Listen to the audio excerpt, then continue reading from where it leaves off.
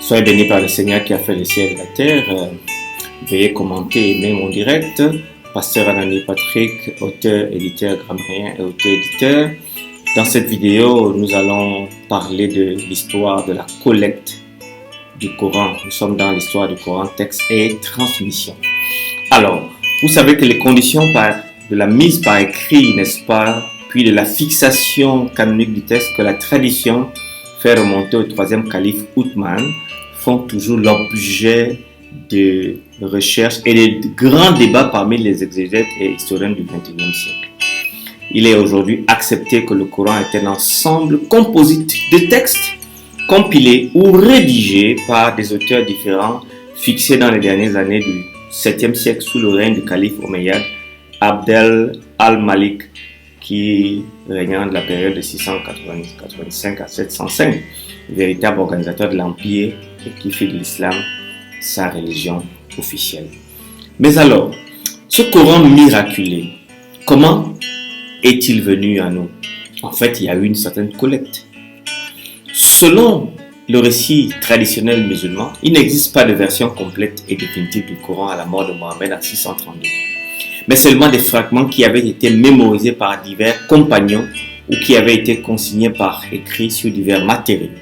Comme de nombreux mémorisateurs de ces fragments ont par la suite été tués au combat, décision a été prise par le premier calife Abu Bakr de consigner la totalité du Coran par écrit.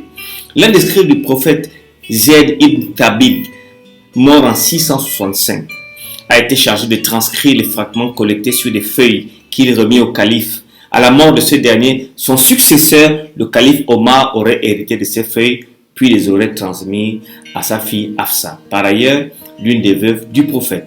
Il faut attendre le troisième calife Othman pour que se manifeste la volonté officielle de constituer un Coran complet.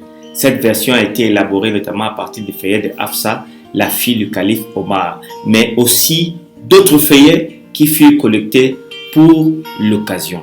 Voilà en filigrane ce que nous pouvons dire.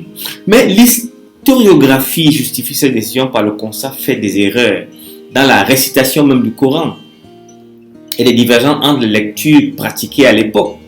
La recension d'Othman visait ainsi à constituer une version coranique unique, je précise, et en imposer l'usage à l'ensemble des musulmans.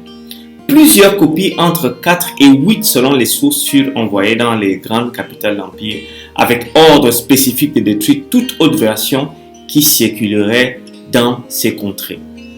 L'historiographie rapporte également que ce travail de collecte et d'uniformisation des versions coraniques ne s'est pas fait sans opposition au préalable. Plusieurs personnages clés de l'époque, à commencer par les compagnons très proches du prophète, ont contesté la recension d'Othman parce qu'elle n'était pas conforme à leur propre version du texte coranique, ou bien parce qu'ils jugeaient non authentiques certains passages inclus dans la version officielle. Bien que l'historiographie musulmane mentionne une quinzaine de feuilles soufs différentes du Coran, aucun manuscrit de ces textes ne nous est parvenu et même les variantes textuelles ont disparu. Les sources chiites primitives, quant à elles, portent des accusations graves de falsification du texte coranique. Elles estiment que le cousin du prophète Ali était le seul à posséder une recension complète et authentique du Coran, mais que sa version a été rejetée par le premier calife Abu Bakr, Omar, Othman, parce qu'elle faisait l'éloge d'Ali et dénigrait ses adversaires. De fait, la compilation des sources anciennes donne au moins 5 versions différentes concernant la collecte du Coran. Ces récits divergent concernant l'identité de celui qui a donné l'ordre de collecte, de celui qui a rassemblé les manuscrits existants et celui qui a fait les consignes par écrit sous sa forme finale. Dans la première version de l'historiographie, c'est le prophète Mohammed lui-même qui aurait dicté et fait écrire le Coran par des fragments à plusieurs de ses scribes et compagnons. Son premier successeur, le calife Abu Bakr, n'aurait fait que les collecter et afin de porter après lors des premières guerres intermusulmanes. Ça, c'est la version traditionnelle. Dans la deuxième version, c'est le cousin du prophète, également son gendre et son scribe Ali, qui aurait consigné le Coran par écrit et suivant l'ordre chronologique de la révélation, mais qui n'aurait pas transmis sa recension pour ne pas aggraver la discorde au sein de la communauté musulmane naissante. Dans la troisième version, c'est le calife Abu Bakr qui aurait donné l'ordre de collecter le Coran à la suite de la disparition de plusieurs compagnons du prophète. Son successeur, le calife Omar, l'aurait ensuite consigné par écrit sur des feuilles souf. Dans la quatrième version, c'est le calife Omar qui aurait donné l'ordre de collecter le Coran, mais aurait laissé une version incomplète à sa fille Hafsa. Son successeur, le calife Othman, n'aurait fait que compléter le travail et consigner par écrit les différentes feuillets souf dans un seul livre, Mouchaf. Enfin, dans la cinquième version, le calife Othman aurait constitué une commission dédiée à la collecte du Coran sous la présidence de l'un des scribes du prophète Zayd ibn Thabit, laquelle commission aurait rendu le Coran sous sa forme définitive qu'on lui connaît aujourd'hui. C'est cette dernière version de l'histoire du texte coranique qui s'est imposée par la suite sous la dynastie omeyyade de 661 à 750, qui avait tout intérêt à redorer le blason du calife Othman, accusé de népotisme et mort assassiné prétendument en lisant le Coran. Mais cette dernière version officielle suscite de nombreuses interrogations. D'abord parce qu'il existe aujourd'hui plus de 50 Corans d'Othman répertoriés dans le monde et qu'il n'est pas possible d'en vérifier l'authenticité. Ensuite, parce que plusieurs auteurs musulmans citent des recensions différentes de celles du calife Othman. Enfin, parce qu'il existait jusqu'au Xe siècle, 4e siècle de l'Égypte, des ouvrages dédiés aux divergences des courants, Al-Khilaf, on dira Al-Khilaf en arabe, Al-Khilaf, Al-Masaïf, mais le genre a disparu totalement par la suite. L'examen des sources anciennes permet en effet de reconstituer au moins 3 recensions majeures du Coran, toutes réalisées par les compagnons du prophète, celle d'Ibn Kav, celle d'Ibn Masoud et celle du calife Othman. Dans ces recensions, non seulement le nom de certaines sourates chapitres est différent, mais il existe également des noms des sourates inconnus dans le Coran officiel qui nous est parvenu. Ainsi, par exemple, la 5e sourate dans la recension d'Ibn Masoud, intitulée Al-Mas, n'existe pas dans le Coran d'Othman.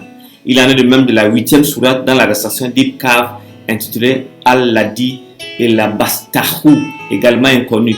Étant donné donc que le nom des sourates n'a pas été attribué par le prophète, la plupart des chapitres 30 étaient connus sur plusieurs titres et il semblerait que les titres avaient simplement une valeur mémotechnique. De plus, l'ordre des sourates dans ces 3 versions varie considérablement. La 12e sourate chez Ibn Kav correspondrait à la 19e chez Othman et la 13e sourate est identifiée comme la 26e.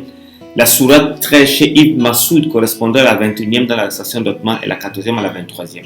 Cette différence d'ordre n'est pas anodine car l'on sait par ailleurs que l'ordre des sourates est établi essentiellement en fonction de leur longueur. Cela signifie que la différence d'ordre pourrait indiquer une différence notable dans le nombre de versets dans chaque sourate entre les différentes recensions du Coran, sachant que l'ordre actuel est attribué par la tradition musulmane à Ibn Abbas 688. Enfin, chez Ibn Kav, il existe 2 sourates brèves, Al-Kal et Al-Haft, qui n'apparaissent pas ailleurs. Et chez Ibn Masoud, il n'y a pas de sourate 113 ni la sourate 114 que l'on retrouve pourtant dans le Coran officiel établi par Othman.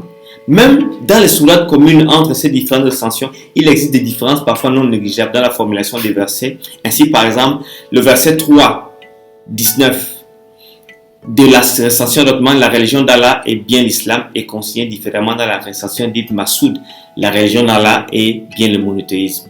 Sur le fond, la recension officielle pose de nombreux problèmes. Tout d'abord, il existe plusieurs contradictions dans le récit traditionnel concernant sa compilation, ce qui conduit à douter de la véracité des faits rapportés et jette un soupçon sur l'authenticité de la version définitive à adopter.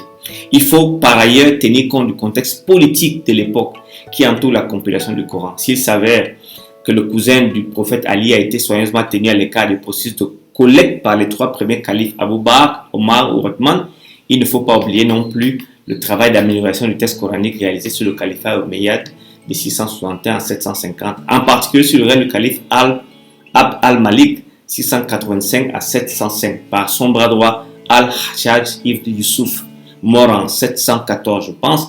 En effet, la tradition musulmane rapporte que ce dernier a remis en ordre les sourates du Coran, modifié l'agencement de certains versets, amélioré l'orthographie arabe en introduisant des points diacritiques et corrigé certaines lectures qu'il jugerait fautives.